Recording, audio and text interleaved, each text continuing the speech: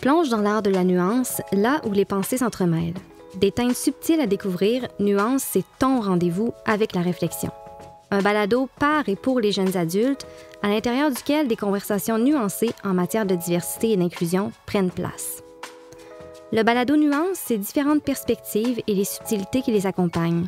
C'est une balade auditive dans la complexité des idées, une réflexion profonde et un dialogue ouvert invitant les auditeurs à élargir leurs horizons.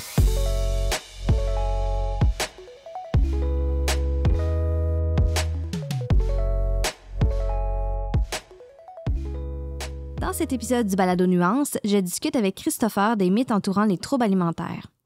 Christopher est psychologue clinicien et professionnel de recherche au Centre d'expertise Poids, Image, Alimentation, communément appelé le CEPIA, de l'Université Laval. Dans le cadre de sa pratique clinique et de ses travaux de recherche, il s'intéresse à l'évaluation et l'intervention auprès des troubles alimentaires et autres difficultés liées au poids, à l'image et à l'alimentation chez les adolescents et les adultes. Bonjour Christopher, merci d'avoir accepté notre invitation et de prendre le temps pour cette discussion nuancée. Bonjour Marie-Pierre, bonjour à tout le monde qui écoute le balado. Merci pour l'invitation, c'est un plaisir d'y participer. Alors, avant d'aller plus loin, est-ce que tu pourrais définir ce que sont les troubles alimentaires et qu'est-ce qu'ils englobent? Bien sûr. Par définition, un trouble alimentaire, c'est une perturbation persistante de l'alimentation ou des comportements liés à l'alimentation. Ça conduit à une consommation altérée de nourriture à des conséquences significatives sur la santé physique et le fonctionnement psychologique. Ces définitions-là englobent une variété de symptômes et de comportements, puis ça donne lieu à différents profils cliniques. Les troubles alimentaires peuvent être perçus sur un continuum, allant de la restriction, c'est-à-dire manger moins que ce dont le corps aurait besoin et contrôler son alimentation, jusqu'à la désinhibition, c'est-à-dire manger plus que ce dont le corps aurait besoin, souvent accompagné d'un sentiment de perte de contrôle sur l'alimentation. Entre les deux, il y a toutes sortes de problématiques, toutes sortes de comportements, mais on observe quand même ce continuum-là. Chez les adultes, on observe principalement 3 grands troubles alimentaires plus fréquents, bien qu'il y en existe d'autres qui sont plus courants chez les jeunes. Du côté restrictif, on retrouve l'anorexie mentale, caractérisée par une restriction alimentaire entraînant un poids significativement bas, aussi par une peur intense de prendre du poids et des comportements interférents avec la prise de poids. Ça altère aussi l'image de soi, puis il y a une incidence sur l'estime de soi également. Okay. Du côté de la désinhibition, on trouve le trouble d'accès hyperphagique. On l'appelle aussi hyperphagie boulimique ou binge eating disorder, caractérisé par des accès hyperphagiques récurrents. C'est quoi un accès hyperphagique? C'est la consommation d'une grande quantité de nourriture dans une courte période de temps. Okay. Ça s'accompagne d'un sentiment de perte de contrôle. Dans ce trouble-là, il n'y a pas de comportement compensatoire. Qu'est-ce qu'un comportement compensatoire? On va parler, par exemple, de vomissements, d'utilisation de laxatifs ou diurétiques, d'exercices excessifs ou de jeûne. Généralement, les accès hyperphagiques sont accompagnés de honte, de sensations physiques inconfortables après la prise alimentaire notamment, puis de l'isolement lors des repas, justement là, en lien avec la honte que j'ai nommée. Okay. Entre les deux, on va trouver la boulimie, qui est caractérisée par des accès hyperphagiques et des comportements compensatoires, comme ceux que j'ai nommés tantôt. Ici aussi, il y aura une préoccupation importante face au poids et à la forme corporelle, affectant aussi l'estime de soi. La boulimie comprend à la fois des aspects de restriction et de désinhibition. Pour vous donner une idée, la prévalence estimée de ces 3 troubles-là est d'environ 0,4 % pour l'anorexie et 1 à 1,5 % pour la boulimie chez les jeunes femmes. Il y a beaucoup moins de données chez les hommes. Puis pour l'hyperphagie boulimique ou le trouble d'accès hyperphagique, ça va être 1,6 % pour les femmes et 0,8 % pour les hommes. Super intéressant. C'est le trouble le plus prévalent, d'ailleurs, entre les 3. OK. Pour chacun de ces troubles-là, il existe des formes sous-cliniques qui peuvent également être très souffrants, sans toutefois remplir les critères diagnostiques. Donc, ça va être un ou quelques critères qui vont être remplis ou des formes plus atypiques de ces troubles-là. Mais dans tous les cas, il y aura une très grande souffrance qui accompagnera les comportements alimentaires puis les symptômes. Okay. Dans tous les cas, il y aura une perturbation des comportements alimentaires, souvent accompagnée d'une incidence sur l'image corporelle et sur le poids. Ça peut être un sous-poids, une prise de poids importante, une obésité ou une variation importante du poids dans le temps, entre des pertes de poids importantes, des prises de poids qui seront souvent liées à des régimes là, draconiens. Okay. De manière générale, les troubles alimentaires ont une incidence sur plusieurs sphères de la vie, que que ce soit sur le plan de la santé physique. Tantôt, je parlais du poids. Donc, il y a différentes implications aussi associées à un sous-poids puis à une obésité. Sur la santé mentale, c'est associé généralement à d'autres difficultés, comme l'anxiété et la dépression. La sphère sociale, considérant qu'il y a une très grande importance du regard des autres dans le trouble alimentaire. On va parfois voir de l'isolement, parfois une difficulté à développer et maintenir des liens significatifs, étant donné que le corps puis la silhouette jouent un rôle très important aussi dans ces troubles-là.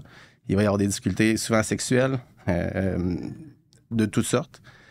Puis finalement, sur le plan occupationnel, que ce soit dans l'emploi ou à l'école, on va souvent observer une très grande exigence chez les personnes qui ont un trouble alimentaire, une tendance à être perfectionniste, puis à avoir une anxiété de performance, si on veut, qui est liée beaucoup à une fragilité de l'estime de soi. Donc, ça va assurément avoir une incidence sur la sphère occupationnelle qui peut parfois mener à des épuisements. Là. On peut voir ça très souvent. OK.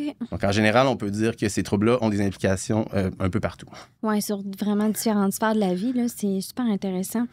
Merci pour ce premier tour de roue. Ça nous fait vraiment un bon portrait de c'est quoi un trouble alimentaire. Christopher, maintenant que tu es expert de ton domaine, c'est donc dire que tu connais très bien, en fait, les troubles alimentaires. Puis, comme tous les experts qu'on reçoit, on se dit que c'était probablement pas le cas au début de ta carrière ou quand tu étais adolescent, un peu plus jeune. Donc, est-ce que tu serais en mesure de nous partager une conception erronée que tu as déjà eue liée aux troubles alimentaires que tu avais, en fait, avant de développer ton expertise? Oui, bien sûr. C'est un bel exercice après tout ce temps-là à étudier ces problématiques-là. C'est un peu plus difficile de retourner voir ces conceptions erronées. Dans mon souvenir, comme adolescent, comme jeune adulte, je me souviens que quand j'entendais le terme trouble alimentaire, je l'associais automatiquement à l'anorexie mentale, à la restriction, à la minceur.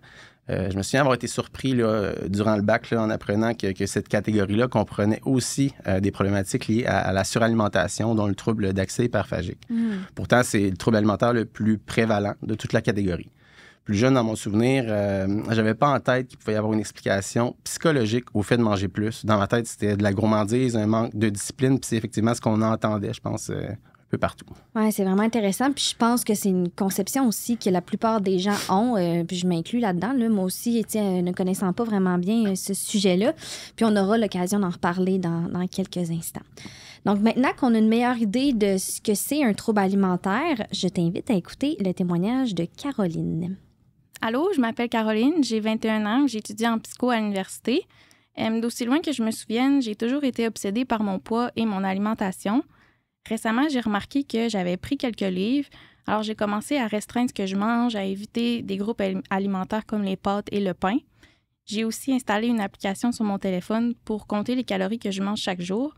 Mon but, c'est de ne pas dépasser 1000 calories par jour. Ça m'a permis de perdre du poids rapidement, mais je continue de me trouver trop grosse et je suis pas satisfaite. J'évite les repas entre amis parce que je me sens mal à l'aise en présence de nourriture. Mes amis et ma famille ont commencé à remarquer des changements dans mes habitudes et m'ont exprimé leurs préoccupations. Selon eux, mon problème est superficiel et est lié au désir de ressembler à des normes de beauté idéalisées. C'est comme si mes proches pensaient que je choisis de me sentir comme ça. Ça me frustre parce que je n'ai certainement pas fait ce choix-là consciemment. J'ai lu là-dessus et ça ressemble à un trouble alimentaire ce que j'ai. Ça serait justement un trouble qui touche seulement les adolescentes et les jeunes femmes. Une de mes bonnes amies m'a dit l'autre jour qu'elle avait l'impression que je faisais tout ça pour me faire complimenter et me faire dire que je suis belle. Je me sens blessée parce que je souhaite pas attirer l'attention de cette manière-là. On remercie Caroline pour son précieux témoignage. En l'écoutant, Ariane et moi, on a soulevé quelques éléments qui nous semblaient importants à aborder. Puis, on a plus précisément ciblé 3 mythes qu'on aimerait que tu nous aides à décortiquer. Ça te va? Oui, allons-y. Alors, premier mythe. Les troubles alimentaires sont simplement liés à l'apparence physique et au désir de ressembler à des normes de beauté idéalisées. Donc, ils sont superficiels. C'est intéressant. Il y a plusieurs mythes dans ce premier point-là. D'abord, je dirais que les troubles alimentaires sont bien loin d'être superficiels. Ils sont profonds et multidimensionnels, multifactoriels. C'est-à-dire qu'ils sont associés à des facteurs de risque multiples, dont des facteurs génétiques. On peut parler d'antécédents de troubles alimentaires dans la famille, d'antécédents d'obésité dans la famille, également des facteurs biologiques. On peut penser à un développement pubertaire qui serait précoce ou plus retardée, si on veut. Des facteurs psychologiques. Chez les gens qui ont un trouble alimentaire, on observe une plus grande sensibilité émotionnelle, affective, une hypersensibilité, qu'on dit souvent. Là. Également, une plus faible estime de soi, une estime de soi qui est plus fragile. Puis une tendance au perfectionnisme. Donc, il y a une série, il y en a d'autres, là, une série de facteurs psychologiques là, qui peuvent mettre quelqu'un à risque, là, si on veut, de développer un trouble alimentaire. Okay. Il y a aussi des facteurs cognitifs qui sont de plus en plus étudiés aussi. On parle ici d'une rigidité ou également une impulsivité qui peut aussi faire partie du portrait. Il y a des facteurs de risque sociaux. On entend souvent en clinique là, des gens qui ont vécu de l'intimidation dans le passé, des traumatismes durant l'enfance. Puis finalement, il y a un paquet de facteurs environnementaux. On parle ici des médias sociaux. Oui. Il y a une importance aussi du milieu familial. On peut penser à un milieu familial qui serait restrictif ou désorganisé. Donc, c'est tous des facteurs de risque qui peuvent contribuer, surtout quand il y en a plus d'un, là, au développement d'un trouble alimentaire. Pour ceux que ça intéresse, la littérature scientifique comprend plusieurs modèles complexes et complets pour expliquer le développement des troubles alimentaires. Intéressant. Pour la plupart, les premières manifestations sont observables assez tôt durant l'adolescence et pour certains durant l'enfance. Donc, c'est profond, ça part souvent de loin et c'est pas simplement lié à l'apparence physique et au désir d'avoir un corps plus mince. Il faut toutefois pas écarter quand même les idéaux de beauté et puis les normes sociales de minceur du portrait. En effet, c'est des facteurs de risque importants dans le développement de cette problématique-là, considérant l'omniprésence de ces troubles, de ces normes et idéaux dans les médias sociaux. Oui, bien, on a déjà eu l'occasion d'en parler puis d'aborder l'ampleur de ce facteur de risque-là avec Anne-Sophie dans notre épisode sur l'image corporelle. Donc, on se rend compte effectivement que c'est pas à négliger. C'est tellement important d'en parler. Pour revenir à ce premier mythe-là, on entend souvent ce discours-là dans le langage commun qui suggère que c'est superficiel et qu'avec un peu de volonté, les personnes avec un trouble alimentaire, dans ce cas-ci, dans l'exemple, c'est un trouble plus restrictif, devraient arriver à retrouver une alimentation équilibrée ou normale assez facilement. Heureusement, c'est de moins en moins le cas. Et il y a plusieurs organismes là, qui ont pour mission de modifier ces idées préconçues. Ben oui, justement, puis c'est aussi ce qu'on souhaite faire avec l'épisode de Nuances là, ici aujourd'hui avec toi. Pour en ajouter là, et démystifier encore plus là, cette idée-là, j'ai envie d'ajouter là, que l'anorexie mentale est le trouble de santé mentale là, avec le plus haut taux de mortalité, que ce soit lié aux complications médicales du trouble ou par suicide. Donc, c'est une donnée qui parle d'elle-même puis qui démontre bien la sévérité et la détresse rattachée à cette condition-là. Oui, vraiment. Puis j'irai dans l'autre pôle parce que je pense que ce mythe-là le concerne aussi. Il faut dire qu'on a le même mythe avec le trouble d'accès hyperphagique, c'est-à-dire que c'est un manque de volonté, un manque de discipline, un manque de contrôle personnel. Puis je dirais qu'il est peut-être même encore pire de ce côté-là. Encore une fois, il s'agit d'une condition complexe, sévère, liée à beaucoup de détresse. Dans plusieurs cas, ça contribue à des problèmes de santé importants là, quand on parle d'obésité, diabète. Puis il y en a plusieurs autres. Donc, dans les deux pôles, ça illustre bien le sérieux de ces problématiques-là. Une personne ne s'infligerait pas ça si c'était simplement un manque de volonté ou de discipline facile à régler. Finalement, pour un peu le rassembler tout ça, un aspect important dans le mythe que vous amenez, c'est que les troubles alimentaires, ça comprend pas juste les conditions liées à la restriction et au contrôle du poids, comme l'anorexie.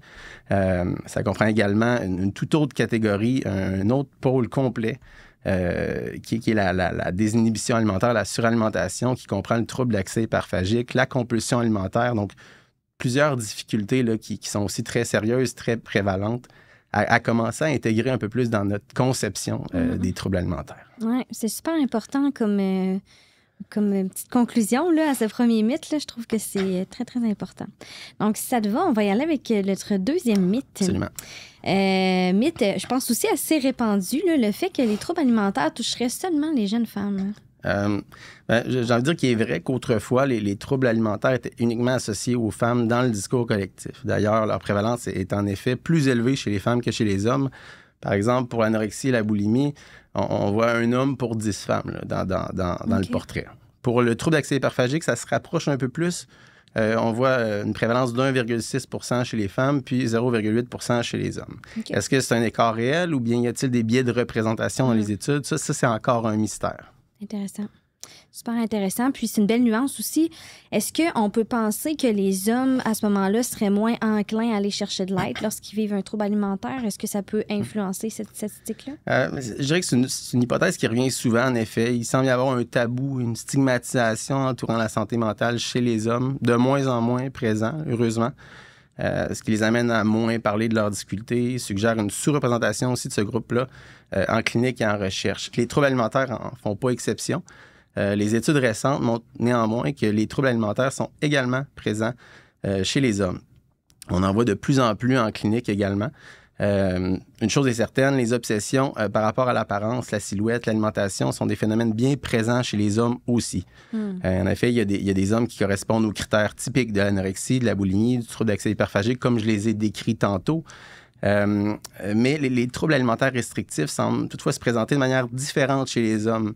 Ils remplissent pas les critères tels qu'on les a nommés tantôt. On remarque que pour les hommes, ça pourrait passer par la musculature. Donc, un désir d'être plus musclé, découpé, par opposition à la minceur proprement dite, comme je l'ai nommé tantôt, ce qui correspond encore une fois là, aux normes sociales de minceur, de beauté répandues. On retrouve également de la restriction, mais ça va se manifester davantage par un contrôle dans les choix alimentaires que dans la quantité. Il va y avoir de la restriction encore. On va s'interdire certains aliments, mais ce ne sera pas nécessairement la quantité qui sera ciblée. Par ailleurs, on a étudié là, au CEPIA le concept de dysmorphie musculaire, qu'on appelle aussi bigorexie, qui se caractérise par une obsession vis-à-vis de la musculature, donc le fait de jamais être assez musclé. Ce concept-là n'est pas encore inclus dans la catégorisation officielle des troubles alimentaires, mais ça représente une avenue intéressante pour étudier les troubles alimentaires chez les hommes. En effet, on a observé un profil psychologique assez similaire à celui de l'anorexie, surtout avec une détresse très importante. Super intéressant. J'ai envie de te poser comme question, ça me trotte dans la tête, en fait, les jeunes hommes qui participent à des sports là, qu'on dirait plus compétitifs, là, par exemple le football universitaire, l'haltérophilie, tous ces sports-là où la prise d'une masse musculaire là, est valorisée puis est importante aussi. Je me demande, elle est où la ligne entre une prise de masse musculaire qui va être dite saine puis de la bigorexie, justement? Bien, c'est une très bonne question. En fait, c'est sûr que effectivement, dans ces milieux-là, on va voir justement une attention portée sur la prise de masse, le corps, l'entraînement physique, surtout l'entraînement en salle, puis on va même l'encourager. Puis la ligne est mince, puis elle est dure à tracer. Puis où je la vois là, comme clinicien, comme chercheur, c'est quand il y a une rigidité qui s'installe dans tout ça.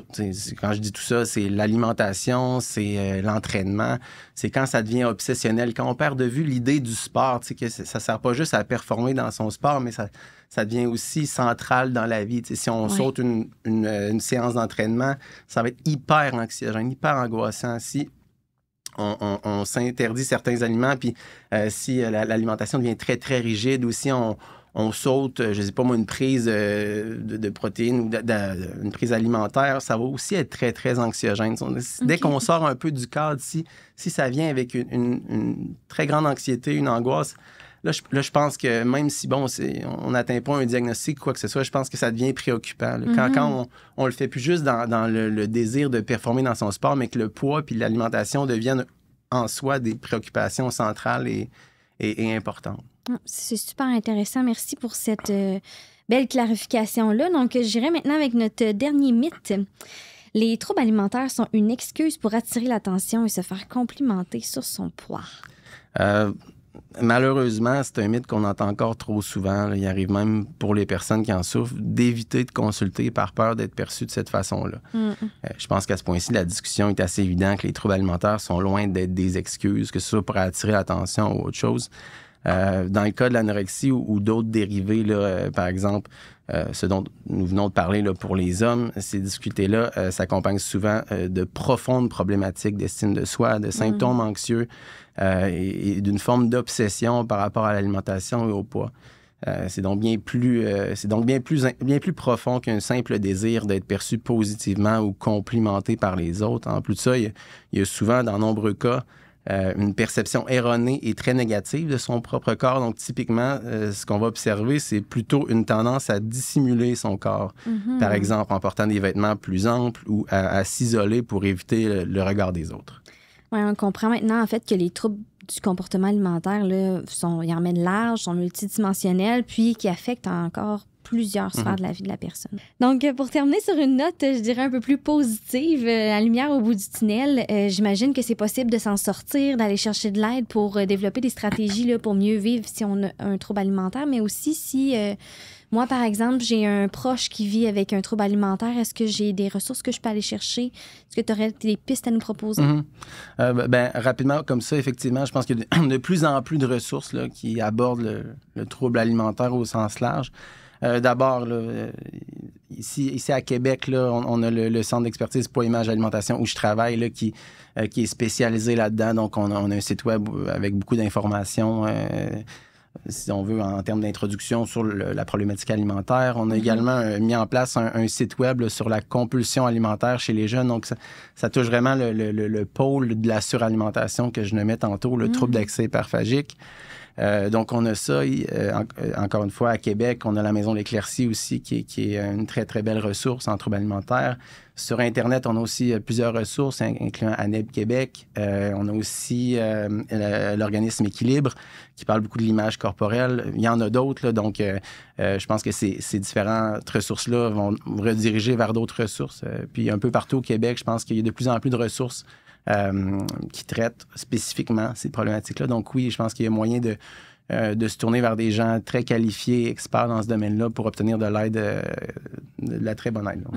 J'imagine aussi qu'il y a des psychothérapeutes qui sont spécialisés dans ce domaine-là. Oui, absolument.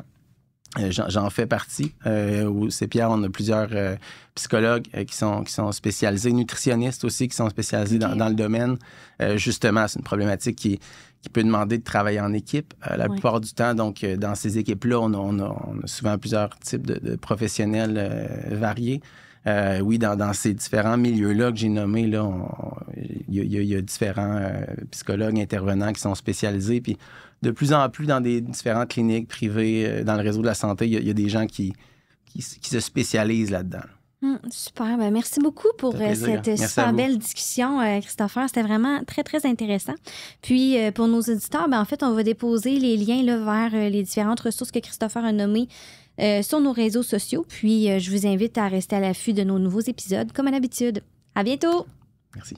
Cet épisode du balado Nuances est propulsé par la Fondation Québec Philanthrope en collaboration avec le Comité québécois pour les jeunes en difficulté de comportement. La réalisation est rendue possible grâce à l'expertise des productions Upawa, notre génie des coulisses, qui vous offre une expérience auditive sans égale. Nous remercions chaleureusement nos précieux partenaires, sans qui ce projet n'aurait pu voir le jour.